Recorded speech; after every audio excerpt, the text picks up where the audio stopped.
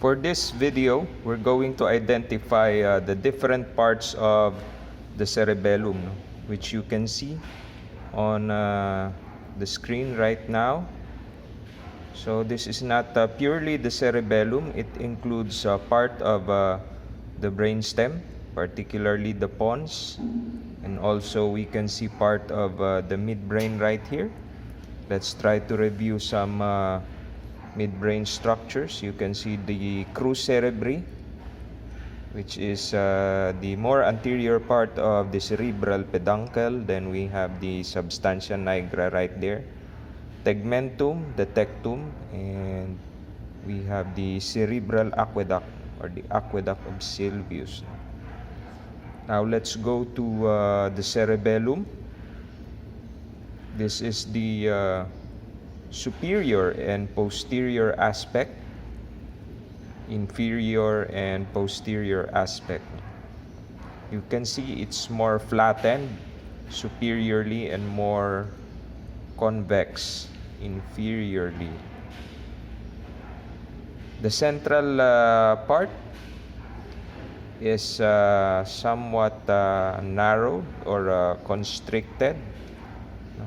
The constriction right there is known as the vermis. Then we have the cerebellar hemispheres.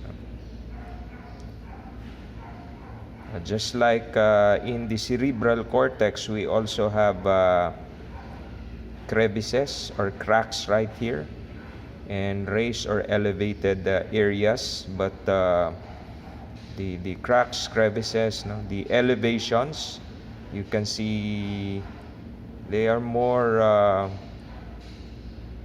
organized. You can see the transverse folds that will form the gyrus and the sulcus or fissure here at the cerebellum.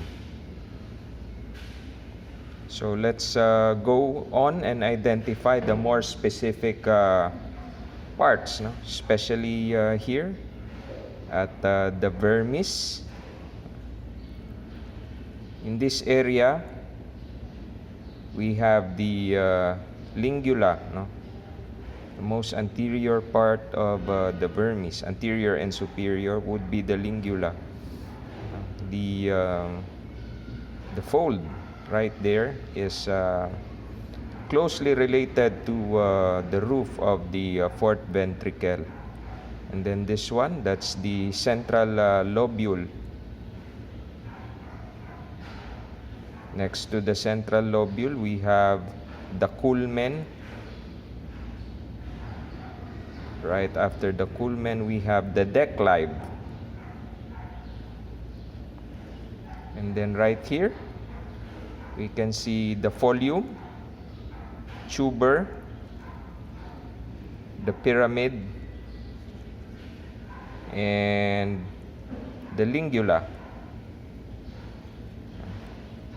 You have the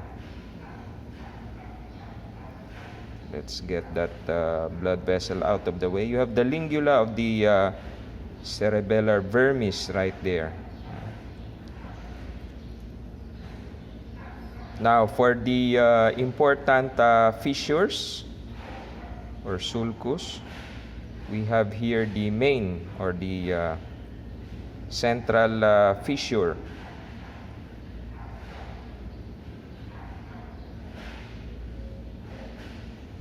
Or primary fissure.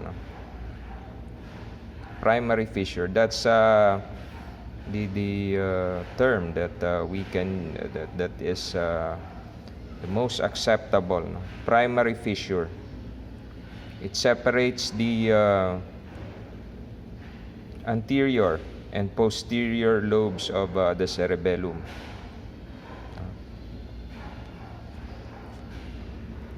So there are other fissures present here, like this one, the horizontal fissure, but functionally it is not really significant, unlike the primary fissure which we have right here.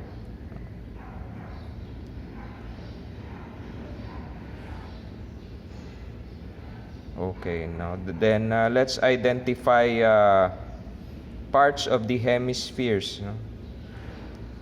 Lateral to the central lobule, we have the ala. Lateral to the culmen. Lateral to the culmen will be the quadrangular lobules, no? Right and left. And then lateral to the declive, we have the lobulus simplex, right and left. Part of the cerebellar hemisphere, lateral to the folium, will be the superior semilunar lobule. Lateral to the tuber, we have the inferior semilunar lobule. Lateral to the pyramid, we have the biventral lobules. And then lateral to the tonsils, lateral to the uvula, we have the tonsils, no? So just like in the oropharynx area, no? Central structure is the uvula, then lateral to that we have the cerebellar tonsils. So when there is increased intracranial pressure, no, these tonsils can also herniate downwards, no, and it can compress structures. So more on the functional areas, no? Just like in the cerebral cortex, no, where we have the homunculus, we also have somatosensory projections, no? Here in the cerebellum. So it will give us a map, no? What specific part of the body will the cerebellum control, no? The neurons located in that specific part. So located in the vermis will be neurons that are responsible for controlling mostly midline structures, no? So the neurons controlling the head area, head and neck, will be right here, right in the area of the culmen and the declive, no? And then